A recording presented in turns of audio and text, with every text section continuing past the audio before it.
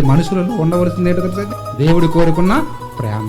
దేవుడు లోకముని ఎంతో ప్రేమించాడు.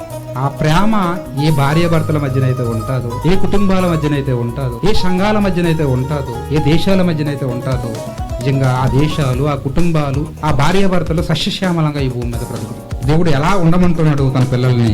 ఒకని ఎడల ఒకడు, ఒకని ఎడల ఒకరంటే ఇద్దరు భార్యాభర్తలు అవ్వచ్చు, అన్నదమ్ములు అవ్వచ్చు, అక్కజెల్లులు అవ్వచ్చు, 2 గ్రామాలు అవ్వచ్చు, 2 సంఘాలు అవ్వచ్చు, ఏదో 2 దేశాలు అవ్వచ్చు. ఒకరి పట్ల ఒకరట దయ కలిగి ప్రేమ దయ కలిగి కరుణాహృదయులై క్రీస్తునందు దేవుడు మిమ్మును క్షమించిన ప్రకారము మీరును ఒకరినొకరు క్షమించుకొనుడి.